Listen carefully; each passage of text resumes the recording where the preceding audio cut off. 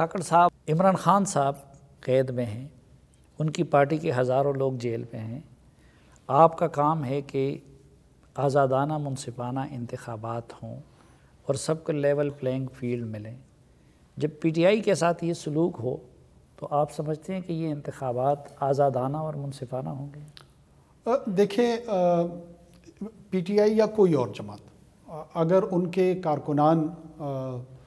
وہ behind the bars ہیں، جیلوں میں ہیں، جو کہ یقیناً مجھے ان کی تعداد تو نہیں پتہ لیکن لوگ ہیں تو صحیح، یا ان کی لیڈرشپ ہے، اگر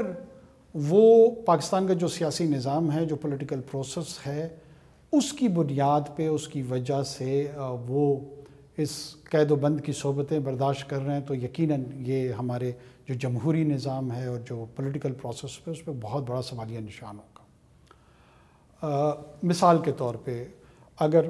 پی ٹی آئی یا بی ایم ایل این یا جمعیت علماء اسلام یا پیپلز پارٹی کوئی بھی رائٹ ٹو اسمبل جو ہے، جس میں وہ لوگوں کو اکٹھا کر کے ایک سیاسی جلسہ کرنا چاہتے ہیں، اس سے خطاب کرنا چاہتے ہیں، اور اس میں کسی ایک جماعت کو تو روکا جائے اور باقی جماعتوں کو اجازت دی جائے تو یہ سیاسی عمل میں مداخلت ہوگا، جو کہ کسی صورت نہ ہونی چاہیے، نہ ہم اس کا حصہ بنیں گے، نہ ہماری کابینہ اس کا حصہ بنے گی۔ دوسری طرف کوئی جماعت جو ملک کے مروجہ قوانین ہیں ان کی وائلیشن کرتی ہے، تشدد پہ آمادہ دکھائی دیتی ہے یا اس کو ابھارتی ہے، انسٹیگیٹ کرتی ہے، تو کیا ہم بطور فریق نظر نہیں آئیں گے کہ ان کو ان قوانین جن کی پکڑ باقی لوگوں کی ہو سکتی ہے اس کی چھوٹ دی جائے اور ان کو یہ پریویلیج دیا جائے کہ آپ کے پاس یہ استحقاق ہے کہ آپ کسی کو پتھر بھی مار سکتے ہیں، آپ کسی کو گالی بھی بک سکتے ہیں، دشنام ترازی بھی کر سکتے ہیں، کسی بلڈنگ کو بھی جلا سکتے ہیں، ادارتی حملہ آور بھی کسی چیزوں پہ ہو سکتے ہیں۔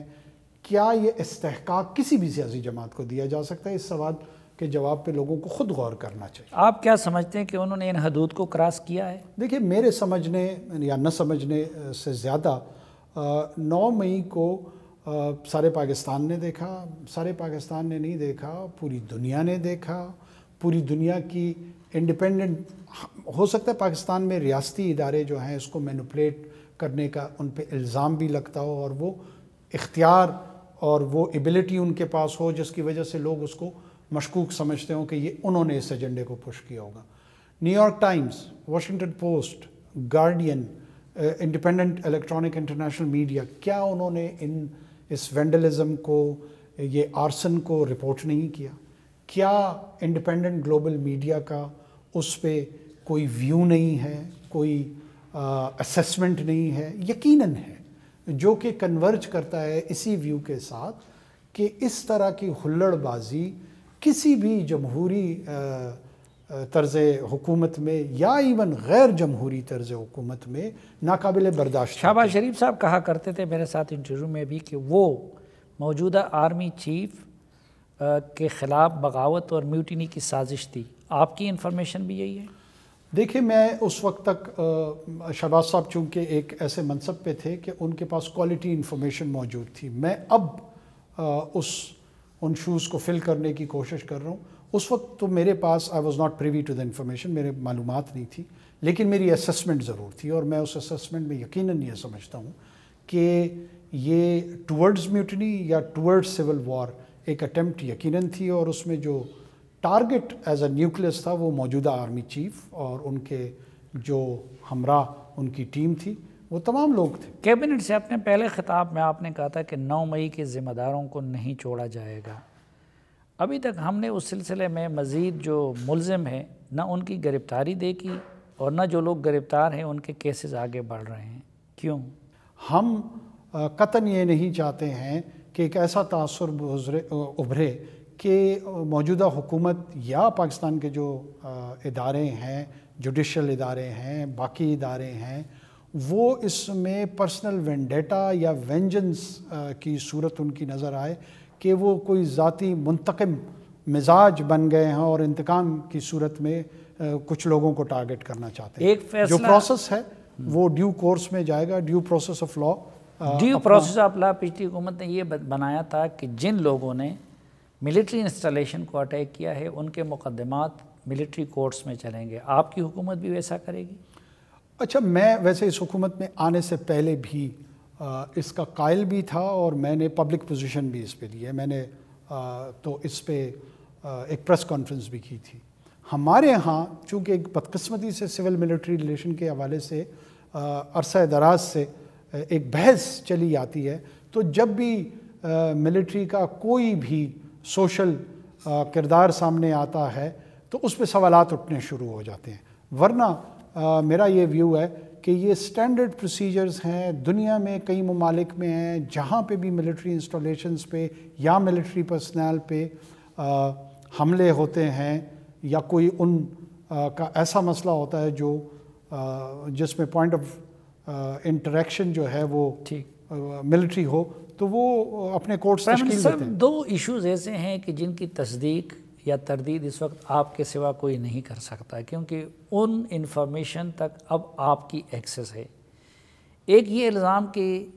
عمران خان صاحب نے اپنے حصے کا سائفر گم کر دیا تھا،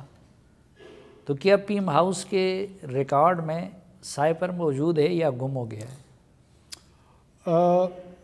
میں نے اسپیسیفکلی ابھی تک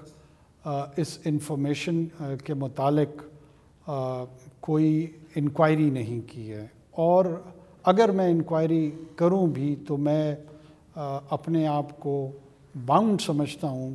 کہ in the best interest of my discretion جو مجھے سمجھ آئے کہ کیا اس کے متعلق مجھے پبلک پوزیشن لینی چاہیے یا نہیں لینی چاہیے، وہ رائٹ ود دس آفس ہے اور میں اس کو ایکسرسائز کروں. اس آفس کی لمٹس کو، ذمہ داریوں کو اب ظاہری بات ہے کہ آپ سمجھ چکے ہیں اور ابھی آپ اس سے گزر رہے ہیں. آپ کیا سمجھتے ہیں کہ سائفر سے وہ جس طریقے سے کھیلے اور جس طریقے سے اس کو استعمال کیا، تو وہ آفیشیل سیکرٹ ایکٹ کی وائلیشن تھی؟ دیکھیں، کیونکہ ابھی آپ معمولی بات بھی اس پہ نہیں کرنا چاہتے ہیں. ایک تو سلیم صاحب اس میں ایسے ہے کہ یہ میٹر سب جوڈس بھی ہے اور یہی سوالات ہیں جو کورٹ کے سامنے بھی ہوں گے، اور اس پہ میرے خیال میں one of the best judicial minds جو ہیں نا وہ ڈیلیبریشنز بھی کریں گے اور انہیں کنکلوژن بھی ڈرا کرنے ہیں. اس سے مجھے اس وقت اس پہ اس لیے ریفرین کرنا ہے کہ میں اس کو پریجوڈس نہیں کرنا چاہتا، نہ پبلک اوپینین کو، نہ جو جوڈیشل مائنڈ کی اپلیکیشن ہے اس پروسیس کو، کیونکہ اس وقت میں ایک ایسے منصب پہ ہوں کہ میری کہی ہوئی بات کو اہمیت ضرور دی جائے گی. یہ میں ضرور اس میں ایڈ کرنا چاہوں گا